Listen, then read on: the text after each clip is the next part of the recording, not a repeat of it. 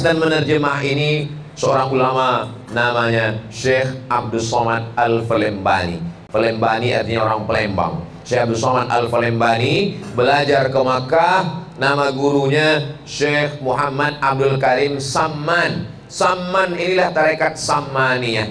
Lalu kemudian mereka pulang satu kapal dari kota Madinah menuju Pulau Sumatera. Mereka Syekh Muhammad Abdul Karim Samman punya murid-murid tadi. Salah satu muridnya adalah Syekh Abdul Somad Al-Falembani. Satu lagi dari Sumatera terus melanjutkan ke Kalimantan.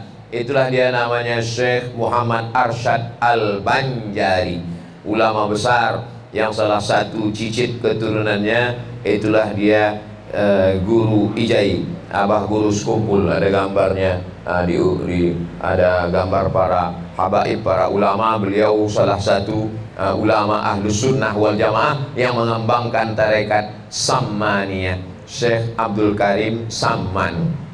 Ini semua adalah ilmu, karena kalau tanpa ilmu ini maka kita akan susah untuk mengetahui jalan. Alhamdulillah. Jadi kalau kita mau belajar melalui YouTube atau belajar melalui internet, tengok dulu. Kalau dia berpegang kepada yang tiga, ikuti. Akidahnya Asy'ari, fikihnya Syafi'i, tasawufnya Sunni, ikuti. Tapi kalau dia tidak kepada yang tiga ini, maka kita khawatirkan kita kacau dalam hal beribadah, kita sendiri pun bingung dalam hal beribadah.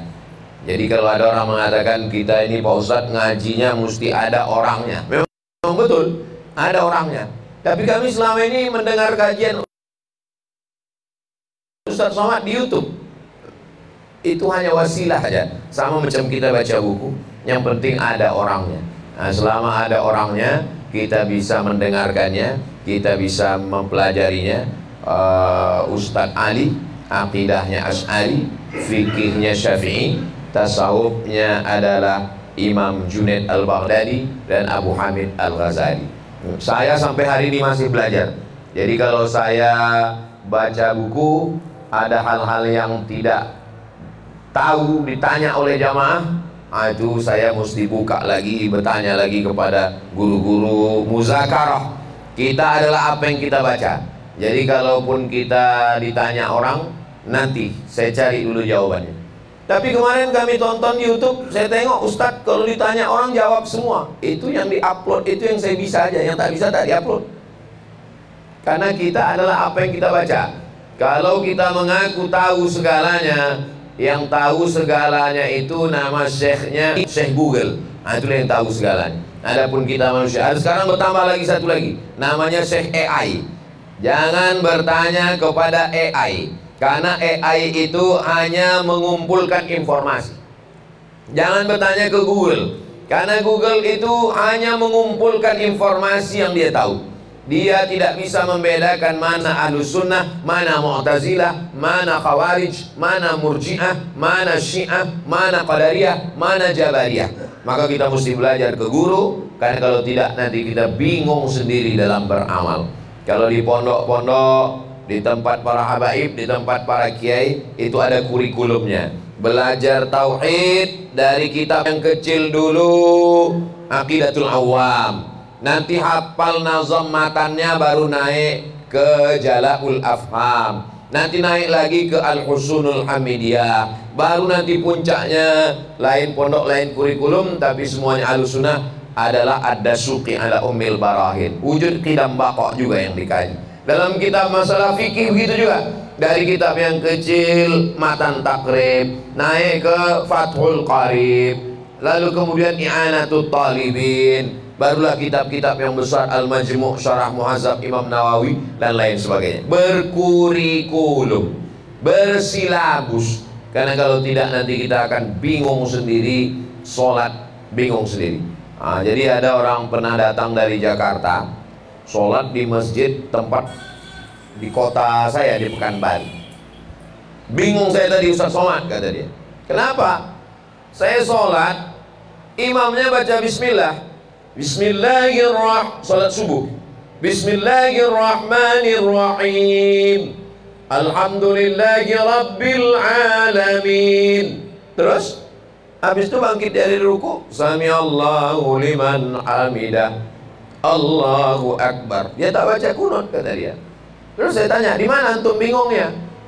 Kalau menurut mazhab Syafi'i, bismillahnya jahar, Bismillahirrahmanirrahim, dan kunutnya pakai subuh, dan subuhnya pakai kunut.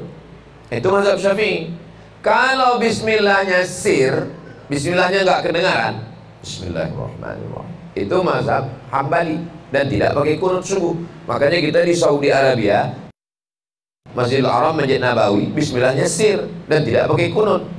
Tapi di masjid tempat saya sholat tadi, kata dia, bismillahnya jahar dan tidak pakai kunut. Mazhab apa itu, kata dia. Karena saya bingung, saya jawab, mungkin dia SMP-nya Muhammadiyah, SMA-nya NU. Akhirnya jamaah bingung. Datangnya satu lagi, masih syukur dia sholat, Pak Ustaz, daripada nggak sholat. Nah, itu udah lain lagi udah. Kita ini beramal ini ada acuannya, tidak mencampur-campur mazhab. Maka yang paling selamat adalah belajar, belajar, belajar.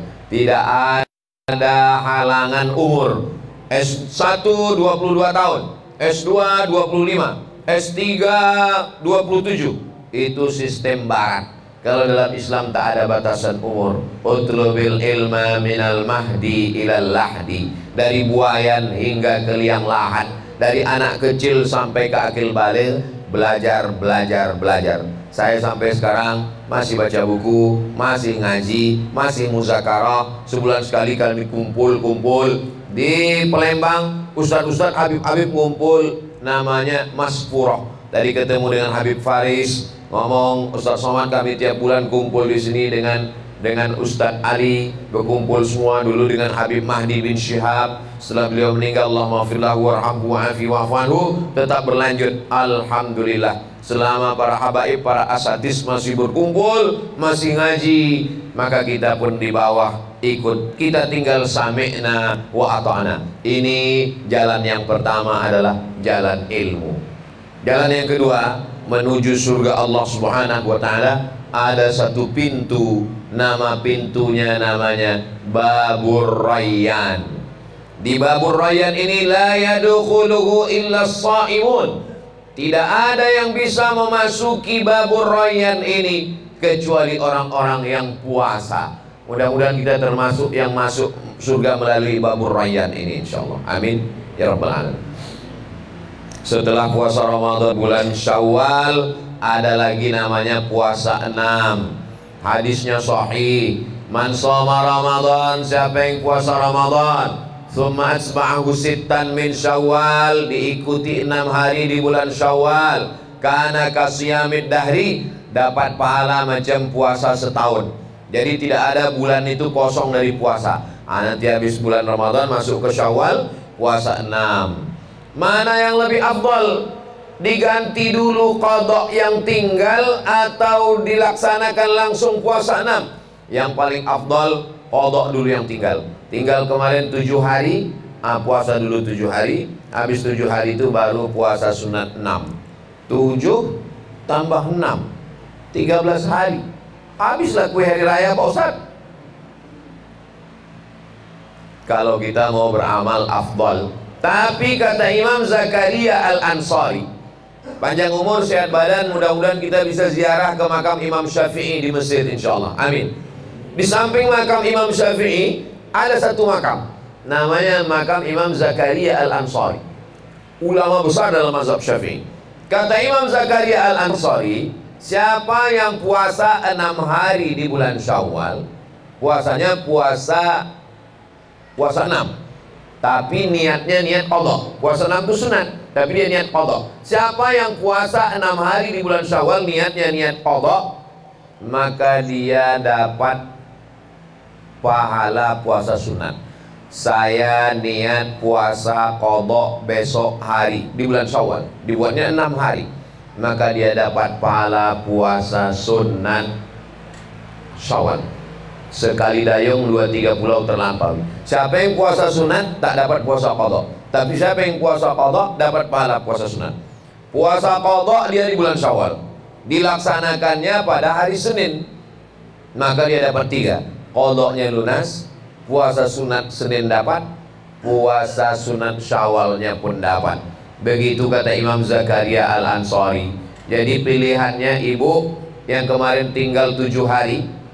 Ustaz Somad kenapa sebut ibu? Karena ibu yang tinggal 7 hari. Rupanya bapak tuh tinggal 17 hari.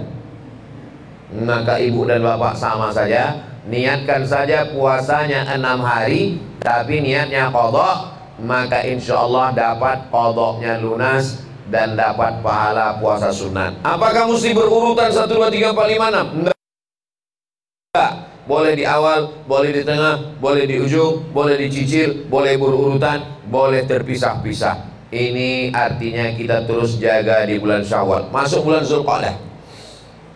Zulqa'dah puasa lagi. Mana dalilnya? Dalilnya ada dalam kitab Musnad Ahmad bin Hanbal. Wa minal hurumi fasum. Berpuasalah engkau di bulan-bulan haram. Bulan haram itu maksudnya bulan mulia. Bulan mulia itu 4 bulan. Zulqa'dah, Zulhijjah, Muharram, Rajab. Zulqa'dah, Zulhijjah, Muharram, Rajab. Syawal puasa 6, Zulqa'dah puasa sunat, Zulhijjah puasa sunat. Yang tidak boleh itu 4 hari, 10, 11, 12, 13. Adapun hari berikutnya boleh. Lalu kemudian dilanjutkan lagi pada bulan Muharram. Bulan Muharram, bulan Safar. Bulan Safar kita tetap puasa 3 hari. Tanggal 13, 14, 15. Putih. Kenapa disebut putih? Karena pada tanggal 13, 14, 15 bulan purnama, cahayanya menerangi bumi yang hitam menjadi putih. Sebagaimana kita hitam karena dosa, karena berkat puasa 3 hari ini menjadi putihlah kita, bersih dari dosa-dosa. Begitu kata para ulama menjelaskan makna ayyamul bait. Siapa yang sanggup puasa 3 hari dapat pahala 1 bulan. Kenapa begitu? Karena dalam Quran dikatakan man jaa bil hasanati falahu asyru amsalha. Siapa yang melaksanakan 1 dibalas 10, 2 20, 3 30. Nah, jadi bagi siapa yang mau puasa 1 bulan penuh, 13, 14, 15. Saya maunya bukan 3 hari Pak Ustaz, 8 hari. Senin, Kamis, Senin, Kamis, Senin, Kamis, Senin, Kamis, 8 hari. Saya maunya lebih banyak dari 8 hari Pak Ustaz, 15 hari. Ahabbus shaum ilallah shaumi Daud. Puasa yang paling disukai Allah adalah puasa Nabi Daud. 1, 3, 5, 7, 9, 11, 13, 15, 17, 19, 21, 23, 25, 27, 29, 15 hari. Puasa sehari, makan sehari. Tapi ada pula jamaah yang bertanya, Ustaz, ada yang mau saya tanya Pak Ustaz, apa itu? Bagaimana dengan sholat suami saya? Gimana sholatnya? Sholat Daud Pak Ustaz, sehari sholat, sehari tak sholat. Mana ada, itu salah dengar. Makanya kalau dengar pengajian itu, kalau tidur, tidur betul. Kalau dengar, dengar betul. Jangan setengah tidur. Akhirnya puasa kata Ustadz, sholat kata dia. Sholat Nabi Daud, sholatnya malam, tahajud. Puasa Nabi Daud, sehari puasa, makan sehari. Ada puasa yang lebih hebat lagi daripada itu. Ada. Namanya puasa ad-dahru. Tidak makan sama sekali, puasa sepanjang. Tapi ulama ikhtilaf tentang ini. Ulama yang membolehkan puasa dahar, dalilnya adalah perbuatan sahabat Nabi yang laki-laki namanya Abdullah bin Umar. Abdullah bin Umar itu puasa sepanjang hari. Sedangkan yang perempuan adalah Sayyidatuna Aisyah, istri Nabi namanya Aisyah radhiyallahu anha. Setelah Nabi meninggal, dia tidak ada anak, dia tidak ada suami, dia berpuasa sepanjang hari. Jadi ibu, anak-anaknya semua sudah besar-besar, suami sudah meninggal, hidup sendiri, mau banyak beribadah, boleh dia puasa dahar. Laki-laki kalau dia ada tanggungan mencari nafkah tak boleh, karena kalau dia tidak puasa nanti dia tidak bisa berusaha, dia tidak boleh. La yukallifullahu nafsan illa wus'aha. Nah, ini puasa yang kita laksanakan. Saya pernah ke Kudus, Jawa Tengah. Makanan sudah terhidang semua. Silakan makan, Pak Ustaz, makan. Pas saya makan, yang tuan rumah nggak makan. Lalu saya tanya, kenapa bapak nggak makan? Mohon maaf Pak Ustadz, saya puasa. Dalam hati saya, masa dia nggak makan sama kita, dia siapkan makanan, kenapa nggak dibatalkannya? Saya memang puasanya bukan puasa Senin Kamis, bukan puasa Nabi Daud Pak Ustadz. Saya memang puasa tiap hari, puasa dahar sepanjang tahun Pak. Iya. Sudah berapa lama? Sudah 2 tahun Pak Ustadz. 2 tahun puasa dan tetap sehat badannya. Jadi kalau ada orang mengatakan puasa itu nanti membuat badan lemah, itu memang dia malas puasa. Buktinya kita jumpa sama orang puasa, sehat badan, sehat pikiran, sehat mulut, gak bicara aib orang, sehat mata, tak menengok yang haram, sehat telinga, tak mendengar yang haram, sehat pikiran, tak memikirkan yang haram, sehat hati, tak merenungkan yang haram, sehat badan, sehat pikiran. Jamaah banyak juga yang menduga Ustadz Somad ini kurus karena puasa. Enggak, saya memang udah takdir begini. Bapak Ibu yang dimuliakan Allah Subhanahu wa Ta'ala, jadi kalau kita mau masuk at-thariq ilal jannah, menuju surga ini, ada satu pintu yang kita memang mau tembak, namanya Babur Rayyan. Insya Allah panjang umur, sehat badan, istiqomah kita berpuasa ini, masuk kita. Puasa itu wajib, ada puasa itu sunat, sedangkan sehat itu bonus. Jadi jangan berpuasa niatnya dicampur-campur.